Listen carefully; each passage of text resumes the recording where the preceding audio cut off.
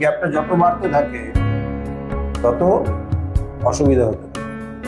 তাই ভগবান সবসময় বলতেন মা বাবাকে নিয়ে আসবি। এবং দ্বিতীয় কথা কি, যখন তুমি শান্তি পাচ্ছ তখন তোমার কাজ হচ্ছে এই শান্তির কথা মানুষকে বলা।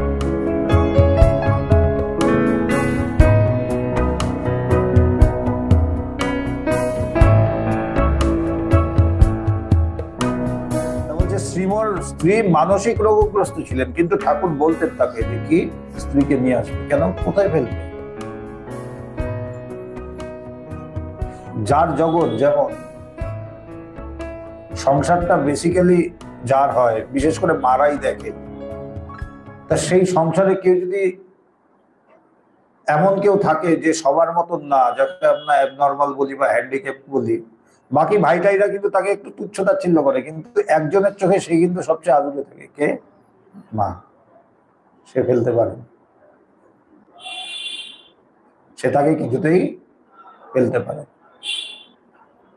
তাই ঠাকুরও মায়ের মতন। ঠাকুর বলছে তাকে কোথায় ফেলবে, তাকে নিয়ে এসো। কেন? এসলে যদি একটু শান্তি পায়, একটু যদি ভালো থাকে। ভগবান আমাদের বলতেন, আমরা যখন ওদের মতন বয়সে, ওদের চেয়ে আরো ছোট, তা তখন ভগবানের কাছে যেতাম এবং স্বাভাবিকভাবেই ভগবান তখন মানে প্রচন্ড ভাবে দিন রাত অদ্বৈত বেদান্তের সেই চূড়ান্ত কথাগুলো বলছেন এবং আমাদের ভেতরে তখন মানে আগুন জ্বলছে আর কি প্রচন্ড ভাবে। তখন কোথায় ঘর কোথায় বাড়ি সব উড়ে যাচ্ছে, মানে ভগবানের কাছে ছুটে যাচ্ছে। কিন্তু ভগবান সবসময় বলতেন মা বাবাকে নিয়ে আসবি, মা বাবা ভাই যারা আছে তাদের নিয়ে আসবি। কেন? যে তুই শুধু ভালো থাকবি এটা তো ঠিক না। তুই দেখছিস তুই ভালো আছিস, সেটা বুঝতে পারছিস, ওদেরকেও নিয়ে আসবে এবং এটাতে লাভ ওদের আর তোরও লাভ। কেন লাভ? যে যেহেতু তোর চিন্তাধারা অন্যদিকে চলে যাচ্ছে আর তারা যেমন আছে তেমনই আছে চিন্তাধারা, তাই অটোমেটিক্যালি একটা চিন্তাধারার গ্যাপ পড়ে যাচ্ছে। তখনই কি হয়? সংঘাতটা হয়। কিন্তু তারাও যখন এই পথে চলতে থাকে তখন কি হয়? যে যেহেতু একই পথের পথিক হয়ে যায়, সেখানে চিন্তার যে ডিফারেন্সটা, সেই ডিফারেন্সটা হয় না, তাই ক্ল্যাশটা হয় না, সংঘাত হয়। আমাদের সংঘাতটা কেন হয়? সংসারের সাথে আমি চিন্তাধারা করে এগিয়ে চলেছি, ঈশ্বরের চিন্তা করতে করতে আমার চিন্তা আরো সূক্ষ্ম থেকে সূক্ষ্মতর হচ্ছে, কিন্তু বাকিরা যেমন আছে তেমনই থাকছে।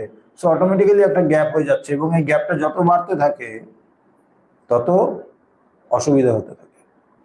তাই ভগবান সবসময় বলতেন মা বাবাকে নিয়ে আসবি। এবং দ্বিতীয় কথা কি, যখন তুমি শান্তি পাচ্ছ তখন তোমার কাজ হচ্ছে এই শান্তির কথা মানুষকে বলা।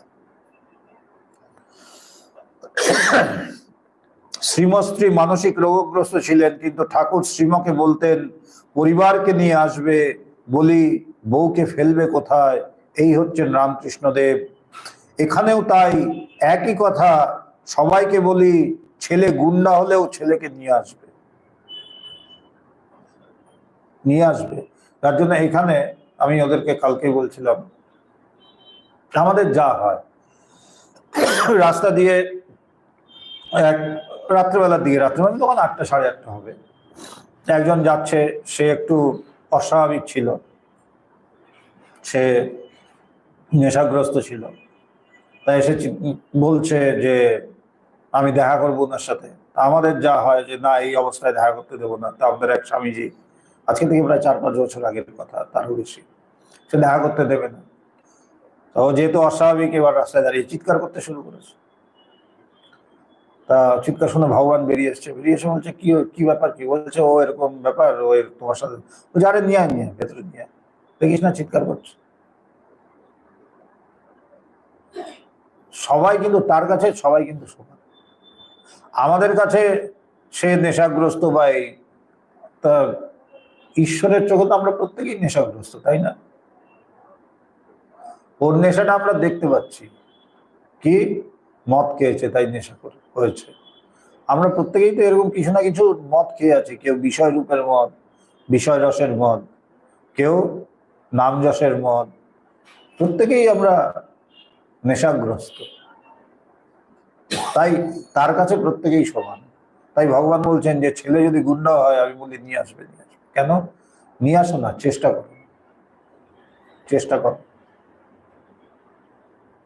তাই ভগবানের এমন একটা হৃদয়, ভগবান যেমন খুব সুন্দর এক জায়গায় বলছেন, মানে ওটা দুর্দান্ত, মানে অবতার তত্ত্বের একটা চরম প্রকাশ বা নিদর্শন ভগবানের। ভগবান বলছে দেখো আমি এই তত্ত্ব দিতে গিয়ে, মানুষকে শান্তি দিতে গিয়ে, মানুষকে ঈশ্বর লাভ করাতে গিয়ে আমি প্রচুর আমার সম্বন্ধে আজে বাজে কথা বলা হয়েছে, আমাকে কষ্ট দেওয়া হয়েছে, আমাকে অনেক কিছু করা হয়েছে, লাঞ্ছনা গঞ্জনা অনেক কিছু। কিন্তু মুশকিলটা হচ্ছে আমার কাছে একটা দুধের বাটি আর ঝিনুক আছে। এত কিছু হওয়ার পরেও কেউ যখনই মা বলে ডাকে, আমি সাথে সাথে ওই বাটি আর ঝিনুকটা নিয়ে বসে যাই। কেন? মা তো। এবং বলছে এটা আমার যাবে না। কেন? এটা আমার স্বভাব, আমার শেষ দিন পর্যন্ত এটা থাকবে। যখনই মা বলে কেউ ডাকবে, আমি ওই ঝিনুক আর বাটি আর ঝিনুক নিয়ে বসে যাবো দুধ খাওয়াতে।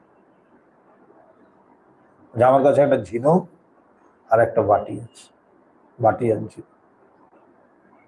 বলছে অনেক কষ্ট পেয়েছি এর জন্য, কিন্তু ওই স্বভাবটা যায়নি।